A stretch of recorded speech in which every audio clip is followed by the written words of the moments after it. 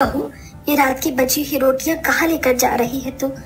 माँ, ये नदी किनारे भूखी प्यासी मछलियाँ रहती हैं, मैं उन्हें ये रोटियां दे देती हूँ, इससे उनका पेट भर जाता है। वैसे भी रात को मैं सभी की रोटियां बनाने के बाद एक रोटी एक्स्ट्रा बनाती हूँ। ये तो अच्छा काम है बहू। चलो, अच्छी बात है, तुम्हारे सहारे से भूखी मछलियों का पेट भरेगा। सरिता अपने घर में हाथ वाला पंखा हिलाते हुए वहाँ से चली जाती है। इसके बाद पुष्पा 2 मटके उठाती है और उन्हें सिर पर रखकर नदी के किनारे के लिए निकल पड़ती है। आज तो बहुत गर्मी है, आज की रात पता नहीं नींद कैसी आएगी। इतनी कड़ी धूप में ऐसा लग रहा है जैसे बदन जल रहा हो। हालांकि घर से नदी ज्यादा दूर नहीं थी, लेकिन गर्मी की वजह से नदी किनारे तक पहुंचने में बहुत परेशानी होती है। जैसे पुष्पा नदी के किनारे पहुंचती है, वो सबसे पहले दोनों मटके पानी के भर लेती है। चलो, पानी तो भर लिया, अब ये रोटियां मछलियों को डाल देती हूँ। पुष्पा मछलियों को रोटियां डाल देती है, जिसके बाद वो आसपास टूटे फूटे बर्तनों को इकट्ठा करके उनके अंदर पानी भर के रख देती है। ये पानी उन प्यासी पंछियों के काम आएगा जिन्हें बहुत प्यास लगती है। गर्मी में इन बेचारे पंछियों को कम से कम पानी तो मिलेगा। पुष्पा एक मटका अपने सिर पर रखती है तो दूसरा अपने हाथ में, जिसे वो कहीं भी खाली बर्तन दिखाई देता तो उसमें पानी भर देती। इसके ऐसे करने से बहुत से प्यासे पक्षियों को पानी मिल जाता है। चलो, जैसे तैसे करके घर तो आ गई। पुष्पा ने अपने घर के आंगन वाली दीवार पर भी छोटे छोटे बर्तन रखे थे और वहाँ भी पानी वो डाल देती थी और बचे हुए पानी को अपने आंगन की जमीन पर फेंक देती है, जिससे जमीन गीली हो जाती है। इस बंजर जमीन को भी प्यास लगती होगी, बेचारी धूप में पूरी तरह सूख गई है। सभी को पानी देने के बाद एक मटका पुष्पा घर के अंदर पानी लाकर रख देती है। माँ, पानी दो ना, बहुत तेज प्यास लग रही है। मेरे बेटे को प्यास लगी है, अभी देती हूँ पानी। पुष्पा अपने बेटे राजू को पानी पिलाती है। पानी पीने के बाद राजू कहता है, माँ, हमारे घर में फ्रिज और कूलर क्यों नहीं है? हम नदी का आया हुआ पानी मटके में डालकर ठंडा करके क्यों पीते हैं? और ये पानी उतना ठंडा भी नहीं होता। अरे बेटा, तुम्हारी माँ कितनी मेहनत करके पानी लेकर आती है, फिर उसे मटके में रखकर ठंडा करती है, और ये मटके का पानी बहुत स्वस्थ और अच्छा होता है। फ्रिज का पानी अच्छा नहीं होता। आप झूठ बोल रही हो, सारी दुनिया फ्रिज का ठंडा पानी पीती है और आप लोगों की एक फ्रिज और कूलर ही नहीं ला सकते। घर में बहुत गर्मी लगती है, रात भर नींद नहीं आती। राजू की ये सारी बातें सुनकर सरिता और पुष्पा महेश उदास हो जाते हैं। चिंता मत कर बेटा, एक दिन हमारे घर में कूलर और फ्रिज जरूर आएगा, ये मैं तुझसे वादा करती हूँ। पुष्पा अपने पति की कमाई में कुछ पैसे जोड़ने की कोशिश करती है, लेकिन घर खर्च की वजह से एक भी रुपया नहीं बच पाता। पुष्पा, ये लो पैसे, घर के लिए राशन ले आना। अजी, ये क्या, मात्र 1000 रुपए? इसमें क्या ही होगा? घर का राशन डलेगा या फिर राजू की फीस जाएगी? इतने कम पैसों में तो कुछ भी नहीं हो पाएगा। तुम तो सब जानती हो ना, कैसे मजदूरी करके मैं ये पैसे कमा रहा हूँ। अगर ये भी नहीं मिलेंगे तो हम लोग भूखे मर जाएंगे। इस महीने राजू के स्कूल की फीस भी मत देना भूलना। कोशिश करूंगा अगले महीने दोनों महीने की फीस दे दूं। ये सुनते ही राजू कहता है, नहीं पिताजी, अगर ऐसा हुआ तो मैं स्कूल नहीं जाऊंगा। वैसे भी स्कूल में जो बच्चे फीस नहीं लेकर आते उन्हें जमीन पर बैठा देते हैं। जमीन पर बैठने पर फर्श बहुत गर्म लगता है। मैं स्कूल नहीं जाऊंगा। ये सुनकर रवि और पुष्पा को बहुत बुरा लगता है। आखिर में भी वो कर ही क्या सकते थे। उनके रोजमर्रा की जिंदगी भी बहुत मुश्किल से कट रही थी। ऊपर से गर्मी ने अपना कहर अलग से बरसा रखा था। ऐसे ही कुछ दिन बीतने लगते हैं, जिसके चलते अब राजू स्कूल भी आना छोड़ देता है। लेकिन इस बीच पुष्पा प्यार के पक्षियों के लिए पानी रखना, जब मछलियों को रोटियां देना नहीं भूलती। एक दिन जब वो आंगन की दीवार पर छोटे बर्तनों में पानी डालकर बचे हुए पानी को जमीन पर गिराकर घर के अंदर चली जाती है, तो वहाँ कुछ पक्षी आकर आपस में बातें करते हैं। ये औरत कितनी अच्छी है, हमारे लिए पानी रखती है। तुमने सही कहा, चलो आज हम उन्हें शुक्रिया अदा करके आते हैं। हाँ हाँ, तुमने बिल्कुल सही कहा, चलो शुक्रिया अदा करना तो बनता ही है। चिड़िया, कोयल, तोता तीनों को शुक्रिया अदा करने के लिए घर के अंदर उड़कर आते हैं, जहाँ वो घर में पुष्पा को अपनी सास के सामने रोते हुए देखते हैं। माँ जी, अब मैं क्या बताऊँ, राजू की मैडम ने उसका नाम काटने के लिए कह दिया है, क्योंकि 2 महीने से उसकी फीस नहीं गई है। और फिर राजू की अब गर्मी से तबीयत भी बहुत खराब हो गई है।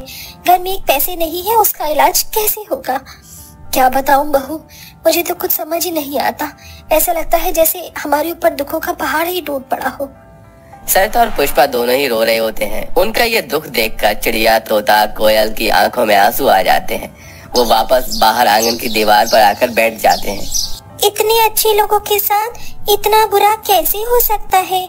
हमें उनकी मदद करनी होगी। लेकिन हम इनकी मदद करें तो करें कैसे? चलो हम रानी मछली के पास चलते हैं। कोयल, चिड़िया, तोता तीनों रानी मछली के पास पहुंच जाते हैं, जहां रानी मछली उनकी बात को गंभीरता से सुनकर कहती है, हमारी नदी की मछलियों को जीवन दान देने वाली आज इतनी परेशानी से गुजर रही है, मैं उसकी मदद जरूर करूंगी। तभी रानी मछली के मुंह से एक रोशनी निकलती है। उस रोशनी के अंदर से कुछ बीज निकलकर नदी के किनारे निकल आते हैं। रानी मछली, ये क्या है? ये जादुई बीज है। ये उस औरत के आंगन में अपनी चोंच से बो देना, उसके बाद उसकी सारी परेशानियां दूर हो जाएंगी। ये काम आज रात के अंधेरे में करना। इस तरह रानी मछली के कहने पर जब रात को पूरा गांव सो जाता है, चिड़िया, कोयल, तोता तीनों अपनी चोंच में भरे हुए बीजों को आंगन में बो देते हैं। रात भर उन बीज के रहने से पूरे आंगन में बड़ी बड़ी हरी हरी घास उगाती है। जब अगले दिन सवेरा होता है तो पुष्पा वो सभी घास देखकर हैरान रह जाती है। ए मेरे भगवान, कहीं मैं सपने में ही तो नहीं हूँ? क्या मैं अभी भी सो रही हूँ? ये कैसे हो सकता है? कल तक मेरे आंगन में बंजर जमीन थी, आज उस जमीन पर इतनी हरियाली घास कैसे उगाई? पुष्पा जब उन घास को छूती है तो वो बहुत ही ठंडी ठंडी होती है।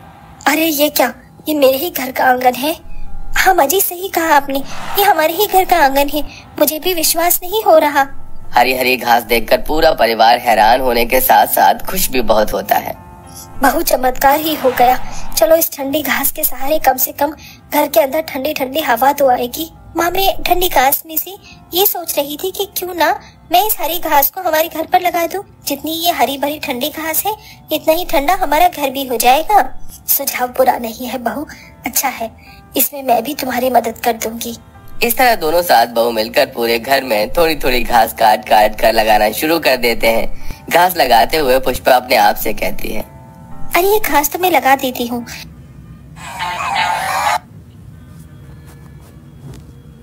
लेकिन इसमें तो कोई मजबूती ही नहीं होगी, ये कैसे टिक पाएगी? परेशान मत हो, तुम बस लगाती जाओ। इस तरह मजबूती से लगेगी, फिर कभी नहीं हटेगी। अचानक से आवाज सुनकर पुष्पा घबरा जाती है।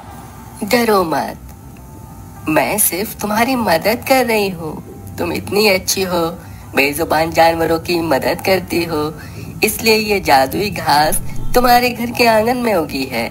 इससे तुम जो भी बनाओगी वो मजबूत और हकीकत का हो जाएगा। आवाज सुनकर पुष्पा हैरान हो जाती है। क्या सच में ये घास जादुई है? हाँ, तुमने सही कहा, ये घास जादुई है। देखते जाओ अब तुम्हारा घर किस तरह मजबूत और पक्का साथ में ठंडा हो जाएगा। जैसे जैसे पुष्पा और सरिता पूरे घर को घास का बना देती हैं, उसी की तरह वो मजबूत और बहुत ठंडा हो जाता है। वाह माँ, ये घास का घर तो बहुत प्यारा लग रहा है। काश कि हमारे पास एक कूलर और फ्रिज भी होता। अब जब हमारे पास जादुई घास है तो क्यों ना हम इसका इस्तेमाल करके फ्रिज और कूलर बनाएं? पुष्पा जादुई घास से फ्रिज और कूलर भी बनाती है। वो फ्रिज और कूलर हकीकत में बनकर तैयार हो जाता है। कूलर से ठंडी ठंडी हवा आ रही होती है तो फ्रिज जैसे ही खुलता है उसके अंदर खाने पीने की बहुत सारी चीजें होती हैं। मुझे तो अपनी आंखों पर विश्वास ही नहीं होता, लेकिन आखिर हमारी ये मदद किसने की है? तभी सरिता के सामने तोता, कोयल, चिड़िया आती हैं। हम तीनों ने मिलकर तुम्हारी मदद की है। रोजाना तुम जो हमारे लिए पानी रखती हो उसे हम अपनी प्यास बुझाते हैं। तुम हमारी कुछ न होकर हमारे लिए इतना सोचती हो, तो क्या हम तुम्हारी इतनी सी मदद नहीं कर सकते? ये जादुई घास की मदद हमने नदी की रानी मछली, उनका भी इसमें पूरा पूरा योगदान है। सही कहा जाता है, भलाई करने वाले को एक न एक दिन अच्छाई की प्राप्ति जरूर होती है। तुम्हारी भलाई से आज देखो तुम्हें क्या मिला। सही कहा माँ जी, जादुई घास की मदद से अब हमारे पास घास का कूलर, फ्रिज और घास का घर भी बन गया है। तुम सभी का बहुत बहुत शुक्रिया। फिर कभी हमारी जरूरत पड़ी तो हमें याद कर लेना। चलो साथियों, चलते हैं यहाँ से। इस तरह पुष्पा की सारी परेशानियां दूर हो जाती हैं और वो गर्मी में आराम से अपने पूरे परिवार के साथ खुशी खुशी रहने लगती है।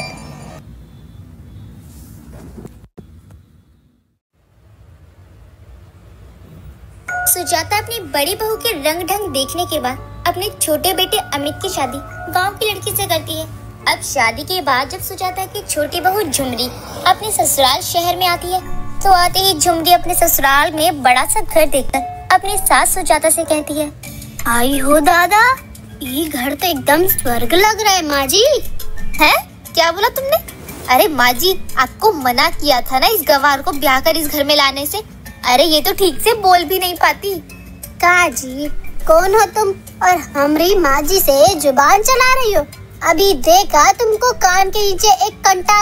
अरे बहू, ये क्या कर रही है तू? ये तेरी जेठानी है और तू उसकी देवरानी, तो थोड़ा देवरानी जेठानी के रिश्ते का लाज रखो और दोनों एक दूसरे से दूर रहो और अच्छे से बातचीत करो। और बहू, तू तो अभी घर में आई है ना, और अभी से लड़ने झगड़ने पे उतारू हो गई है। जब सुजाता अपनी छोटी बहू झुमरी से ये कहती है कि निशा उसकी जेठानी है तो झुमरी जल्दी से घूंघट करके बड़े ही प्यार से निशा से कहती है, अरे दीदी, हमको माफी दे दो। वो का है ना, हमका पहचानने में गलती हो गई। मैं इस घर की बड़ी बहू हूँ और तुझे आज इस घर में कदम रखे हुए 10 मिनट भी नहीं हुआ और तेरी बदतमीजी और ये गवारपंती चालू हो गई। माँ जी, आप इसे झेलती रही है सारी जिंदगी और तुम मुझसे और मेरी चीजों से दूर रही हो। जैसा आप कहे दीदी, हम वैसा कर देंगे। सुजाता ने तो अपनी बड़ी तेवर वाली बहू के तेवर देखते हुए गांव की गवार बहू से अपने बेटे की शादी की थी ताकि घर में सुख शांति बनी रहे और उसे एक और तेवर वाली बहू न मिले। लेकिन गांव की गवार झुमरी तो अपनी जेठानी से भी आगे थी। भले ही वो जी हाँ किया करती थी, लेकिन पीठ पीछे वो भी कम नहीं थी। अपने कमरे में बैठी झुमरी अपने पति से कहती है, एक तो इस घर के लोगों को सीधे मुंह बात करने ही नहीं आती। अच्छा, ये घर के लोग सही से बात नहीं करते? तुम करती हो? हाँ, तुम कौन सा सही से किसी से बात करती हो? गांव के लोग ना इतना नहीं बोलते जितना तुम बोलती हो। चुपचाप तो तुमसे रहा नहीं जाता। यहाँ आके तब से बक बक बक बक किए जा रही हो। पता नहीं मेरी माँ को ना तुम्हें क्या पसंद आ गया जो गांव की लड़की को उठा लाई। अरे यार, मुझे ना तुम जहर लगती हो, जहर। हम तो तुमको जहर ही लगेंगे। हम कर लो जो है।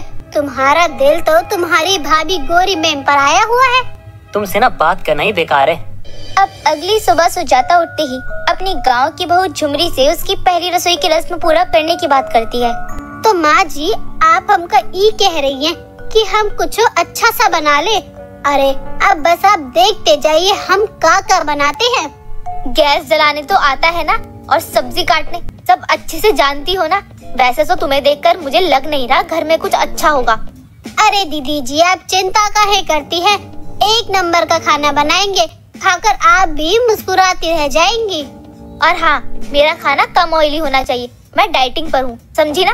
डाइटिंग क्या होता है? अरे दीदी, गांव से है, अनपढ़ नहीं, सब समझते हैं। और हमारा तो इंग्लिश टॉप क्लास का है। वो क्या कहते हैं, I can talk English, I can walk English. Jhumri जब से अपने ससुराल आई थी तब से निशा तो उससे ढंग से बात ही नहीं कर रही थी और उससे तेवर पर तेवर दिखा रही थी। कभी निशा झुमरी को अपनी फिगर की तारीफ करते हुए दिख रही थी तो कभी अपने रंग रूप को लेकर निशा झुमरी को ताने मार रही थी। लेकिन झुमरी भी गांव की थी और उसे सब समझ आ रहा था। अब झुमरी भी निशा को सबक सिखाने का फैसला लेती है। और देर शाम, अरे ओ झुमरी, कहाँ मर गई? अभी तुझे आए हुए 2 दिन भी नहीं हुए और तू घर में काम धंधे को छोड़कर फोन पर लगी हुई है। मैंने तुझे कब का कहा मुझे लेमन टी चाहिए, तो तू कहाँ मर गई थी? बड़ी बहू क्या तो भूल रही है, वो भी इस घर की बहू है। बोल तो वो भी सकती है, लेकिन मेरी वजह से चुप है। और तुझे ग्रीन टी पीनी है तो तू खुद बना कर पी, वह तेरी नौकर नहीं है। नो टेंशन सासू जी, वो का है ना, हम ग्रीन टी बना ही रहे थे, लेकिन थोड़ा समय लग गया हमको ये जानने में कि आखिर से बनाते कैसे हैं। हाँ चल दे, बहुत समय हो गया, कब से इंतजार कर रही हूँ। मेरी डाइटिंग भी खराब करवा दी। निशा जैसे ही कप में लाया हुआ झुमरी का ग्रीन टी पीने लगती है, उसे अजीब सी स्मेल आती है और वो पीने के बाद वही थूक देती है। और कप को फेंकते हुए निशा झुमरी से कहती है, ये तूने क्या बनाया है और इसमें से इतनी गंदी बदबू क्यों आ रही है? सच सच बता, तूने इसमें क्या मिलाया है और तू हंस क्यों रही है? माँ जी, आप देख रही है ना इस गंवार को? अरे राम रे राम सुजाता, यह मैंने क्या देख लिया? तेरे गांव की बहू तो गायों के पीछे घूम घूम कर गाय मूत्र निकाल रही है। अरे उसका क्या तू अचार डालेगी? इतनी बदबू आ रही है उसमें से। अरे मंगली, तू क्या कह रही है? मेरी बहू और गौमूत्र? एक मिनट, मुझे अब समझ आया। ये ग्रीन टी नहीं बल्कि गाय का पेशाब था जो इसने मुझे अभी पिलाया। माँ जी, आज मैं इसे छोड़ूंगी नहीं। इतना बोलकर निशा झुमरी पर हाथ उठाने लगती है, लेकिन झुमरी निशा का हाथ पकड़ते हुए अपने तेवर में बोलती है, झुमरी नाम है हमरा, झुमरी झूमर की तरह नचा देंगे तुमको। हमको तुम गवार समझी हो का? जिस दिन से आए हैं उस दिन से देख रहे हैं तुम हमको देवरानी कम और नौकरानी ज्यादा समझी हो। अपना तेवर अपने जेब में रखो, क्योंकि अब तुम्हारा देवर हमरा है। हम भी तुमको झुमरी तलैया ना पहुंचा दिए तो हमरा नाम भी झुमरी नहीं। अरे सुजाता, क्या बहू लेकर आई है, एकदम झक्कास। क्या डायलॉग मारती है, क्या पंच लाइन मारी है इसने।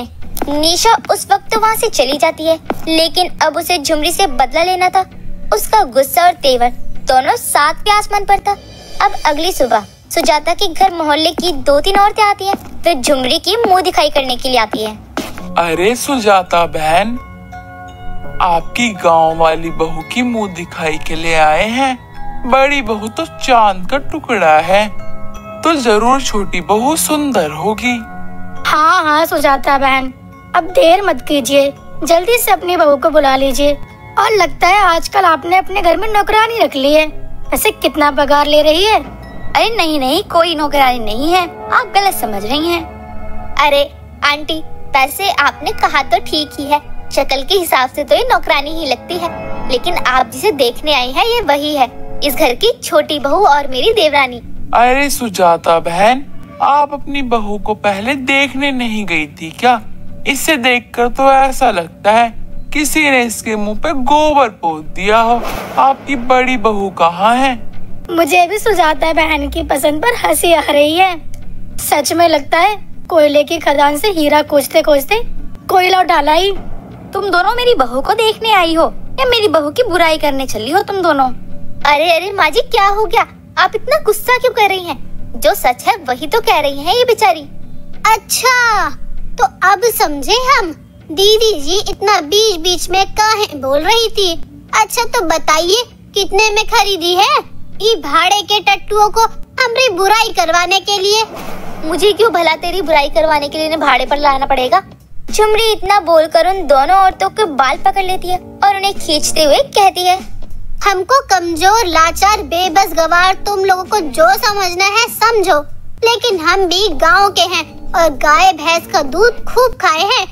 एको को हमरा हाथ पड़ गया ना तो देख लेना 4 दिन तक उठोगे नहीं, समझे? अब सच बताओगी या फिर लगा दे 1-2 कंटाप। झुमरी इतना बोलती है कि वो दोनों औरतें जल्दी जल्दी बकने लग जाती हैं।